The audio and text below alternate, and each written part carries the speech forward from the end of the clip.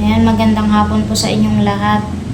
Ako nga po ay dadaan lang ulit sa inyong FYP at ako ay may isi-share lang naman ako sa inyo. Talaga pong hindi talaga nawawala yung marites sa paligid, kahit saan ka pumunta may marites. Talagang hindi maiiwasan. Alam nyo ba, ito isi-share ko lang naman to sa inyo. Alam nyo ba, yung kapitbahay kasi namin, marami silang alagang manok. Tapos, tuwing hapon, doon dumadapo sa puno ng mangga namin yung manok nila. Siyempre, hindi naman namin alam na manok naman nila yun. Kami, wala naman kaming pakialam kung kaninong manok yung dumadapo dyan sa puno ng mangga namin. At kami ay hindi naman nangingialam kapag hindi naman amin. At ngayon, kinabukasan, hinahanap ng kapitbahay namin yung manok nila. Nawawala daw yung manok nila. Abay, kami agad ang pinagbintangan. Sabi, inanakaw daw namin at kinatay yung manok nila.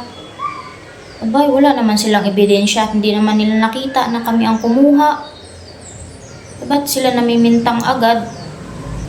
Wala naman kaming ninanakaw o kinakatay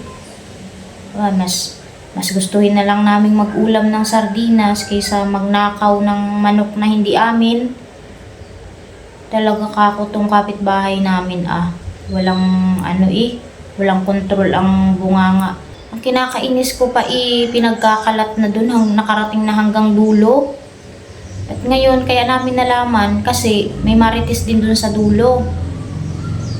Ngayon yung marites dun sa dulo, yun din yung nagkwento sa amin ngayon na nagkwento yung kapitbahay namin na kami daw yung nagnakaw at nagkatay ng manok nila.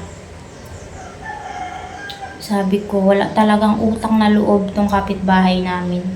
Pagkatapos namin silang bigyan araw-araw ng niluluto naming ulam, tapos namin silang bigyan ng tinulang manok, ganyan na yung igaganti niya sa amin ngayon. Pero hindi niya alam, yung manok na yun na binigay namin sa kanya na tinola, ayun na din yung manok na sinasabi niyang nawawala. Diba? At least binigyan siya kahit paano. Talagang kapitbahay namin, Ayan, so yun lang guys. Yun lang naman yung isi-share ko. And sa mga madadaanan nitong video na to, paki-subscribe naman po at paki-like and share na din po. And yun lang. Thank you for watching.